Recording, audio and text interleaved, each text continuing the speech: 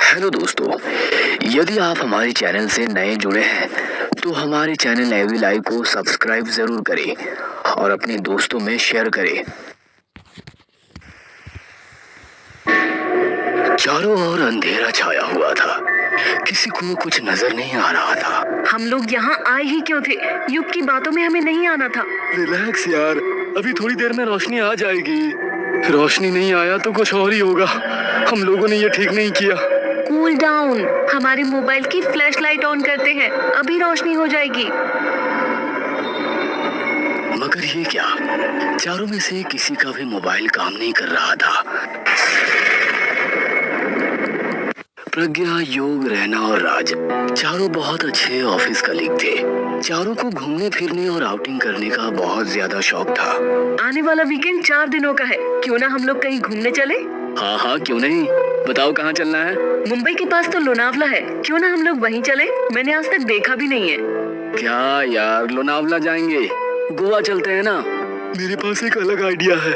मेरे घर के पास एक अंकल रहते हैं, उनका मुंबई के बाहर एक फार्म हाउस है। हम लोग 2 दिन वहीं पर रहेंगे, काफी मजा आएगा। वाह, क्या आइडिया है यार। वहाँ हम चारों के अलावा कोई नहीं होगा, मतलब फुल ऐसा, समझ रहे हो ना मेरा मतलब? दिन रात शराब, कबाब और ऊपर से तुम दोनों। बहुत मेमोरेबल ट्रिप हो जाएगी।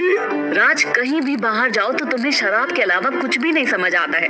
राज जाता ही इसलिए है, आनंद, परम आनंद लेने।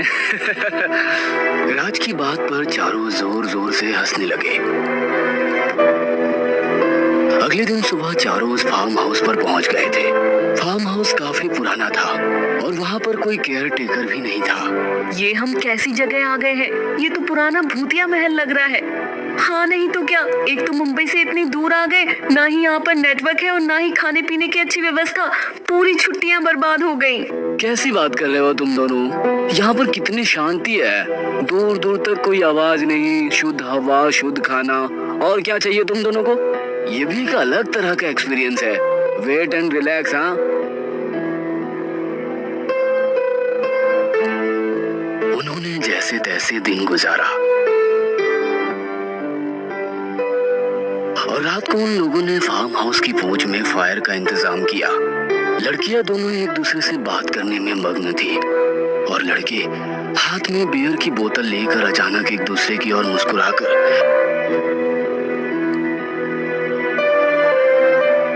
लड़कियों के करीब आ गए। क्यों ना हम लोग कोई गेम खेले? रात में कौन सा खेल खेलोगे? वही गेम जो रात में खेला जाता है। मौका भी है, दस्तूर भी है, तो क्यों ना आज एक नया गेम खेले? अबे कब से पहेलियां बुझा रहा है, साफ साफ बता क्या बात है?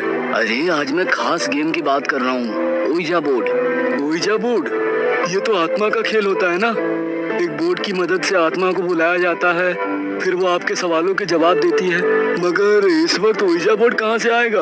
अरे बहुत ही सिंपल है। एक नॉर्मल सी बोर्ड पर हम लोग ABCD और 0 से लेकर 9 तक डिजिट लिख लेंगे और उसके बाद हम चारों मिलकर आत्मा को बुलाएंगे।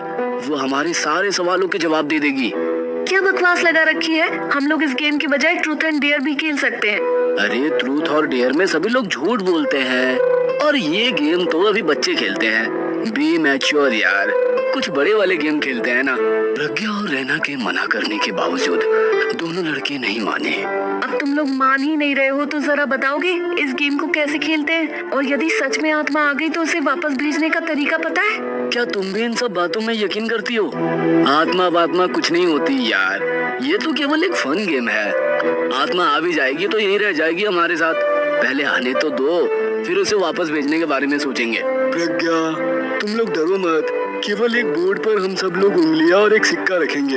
पूरे अंधेरे में 4 मोमबत्ती जलाकर आत्मा को बुलाएंगे और यदि आत्मा सच में आ जाएगी तो वो हमारे सवालों का जवाब देगी।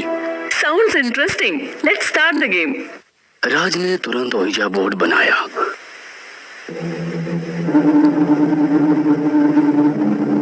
और उसके आसपास 4 मोमबत्ती जलाई और सिक्के पर हाथ रखकर आत्मा को बुलाने लगा। हमारे आसपास कोई भी आत्मा हो तो यहाँ आओ, हमारे आसपास कोई भी आत्मा हो तो यहाँ आओ और आकर हमारे सवालों के जवाब दो। राज के पीछे पीछे तीनों यही दोहरा रहे थे।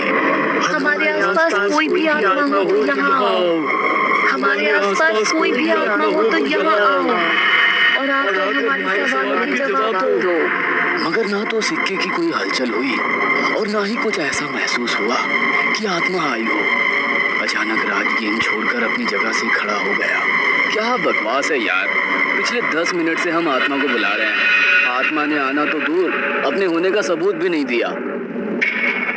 मैं तो कह रहा था ऐसा कुछ नहीं होता, मगर तुम्हें ही गेम खेलने का था। चलो कोई बात नहीं, थोड़ा सा टाइम पास तो हो गया। युग के कहने पर दोनों लड़कियां भी अपनी जगह से खड़ी हो गई और वे लोग अपने कमरे की ओर जाने लगे। मगर अचानक सिक्के में हरकत होने लगी। सिक्का एक जगह से दूसरी जगह मूव हो रहा था। प्रज्ञा को शायद इस बात का एहसास हुआ और उसने पलटकर देखा तो सिक्का मूव कर रहा था। उसने तुरंत उन तीनों को ये बात बताई। देखो सिक्का हिला, मैंने अभी अभी देखा, सिक्का अपनी जगह से हिला। बाकी तीनों ने देखा तो सिक्का अपनी जगह पर ही था। तो तीनों ने उसकी बात पर विश्वास नहीं किया और सब लोग अपने अपने कमरे में चले गए।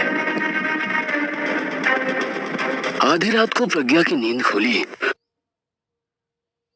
तो उसने देखा कमरे में पानी नहीं था। उसने युग को उठाने की कोशिश की तो युग दूसरी ओर करवट लेकर सो गया। प्रज्ञा खुद उठकर पानी लेने किचन की ओर गई तो उसे महसूस हुआ कि लिविंग रूम में कुछ हलचल हो रही है।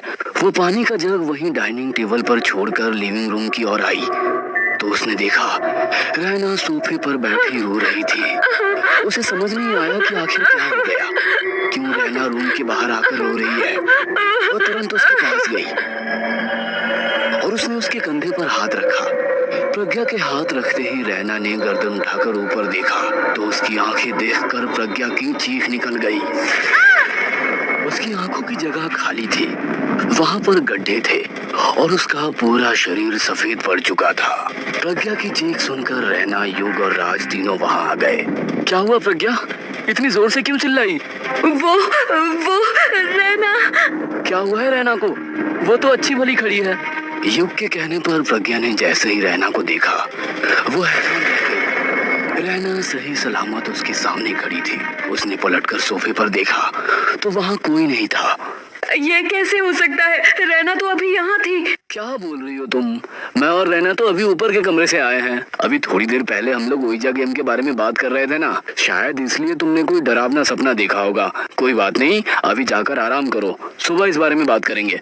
मेरा यकीन करो, यहाँ पर रैना ही थी। मगर कोई भी उसकी बात नहीं सुनता है और युग उसे अपने साथ कमरे में ले जाता है। थोड़ी देर बाद युग सो जाता है मगर प्रज्ञा की आंखों में नींद नहीं थी। अचानक उसे महसूस हुआ कि उसके पास कोई बैठा है। उसने आंखें खोलकर देखा तो वहां पर एक साया जिसकी आंखें नहीं थी और शरीर बिल्कुल सफेद हो चुका था। वह प्रज्ञा के सर को सहला रहा था। प्रज्ञा डर गई। अब उसके गले से आवाज भी नहीं निकल रही थी। प्रज्ञा, तुम्हें तुम्हारे सवालों के जवाब नहीं चाहिए। पूछो ना, पूछो क्या सवाल है तुम्हारा? प्रज्ञा कुछ बोल पाती उसके पहले वो साया जोरों से हंसने लगा और प्रज्ञा के शरीर पर उसने कब्जा कर लिया। प्रज्ञा ने युग को उठाया। युग ने उठने के बजाय उसे बाहों में भर लिया मगर प्रज्ञा ने उसे इतना जोर से धक्का दिया कि वो कमरे के दूसरे कोने में जा गिरा। प्रज्ञा की आंखें देख युग जोर से चिल्ला उठा। उसकी आवाज सुनकर रैना और राज भी वहां आ गए। युग को एक कोने में बैठा देख राज ने पूछा, क्या हुआ, इस तरह क्यों बैठे हो? युग ने अपनी उंगली प्रज्ञा की तरफ दिखाई। वहां का नजारा देखकर दोनों हैरान हो गए। प्रज्ञा हवा में उड़ रही थी और जोर से हंसते हुए बोली, पूछो, क्या सवाल पूछना है? तुम्हारे सवालों के जवाब देने के लिए ही आई हूँ। कौन हो तुम? चले जाओ यहाँ से, छोड़ दो प्रज्ञा को। छोड़ दूं प्रज्ञा को? लो, छोड़ दिया।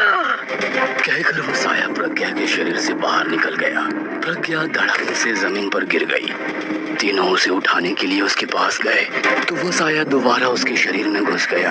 अब क्या हुआ? कहाँ गए तुम्हारे सवाल? पूछो ना, क्या पूछना था? कहते हुए उसने युग की गर्दन पकड़ ली। प्रज्ञा की पकड़ से युग को छुड़ाने के लिए रहना और राज बहुत कोशिश करने लगे, मगर उनकी कोशिश नाकामयाब हो गई और युग ने तड़प तड़प कर जान दे दी। युग और प्रज्ञा की ये हालत देखकर राज और रहना दोनों वहां से डरकर भागने लगे, मगर तभी प्रज्ञा ने घर का दरवाजा बंद कर दिया। युग और प्रज्ञा दरवाजे खोलने की कोशिश करने लगे, मगर दरवाजा खुलने का नाम ही नहीं ले रहा था। माफ कर दो, हमें गलती हो गई, जाने दो। आइंदा हम लोग दूसरी दुनिया के लोगों के साथ कोई मजाक नहीं करेंगे, प्लीज जाने दो। तुम्हारी जनरेशन को तो ये सब कुछ एक मजाक लगता है, एक ऐसा मजाक जो तुम लोग अपनी झूठी खुशी और झूठी शान के लिए खेलते हो। मगर कभी सोचा है, इस तरह आत्मा को बुलाने से वो इस लोक और उस लोक के बीच में फंस जाती है, उसे मुक्ति भी नहीं मिल पाती। अब तुम चारों भी अपनी मुक्ति के लिए तड़पोगे। अचानक से उस घर से जोरदार चीख निकलती है और सब कुछ शांत हो जाता है।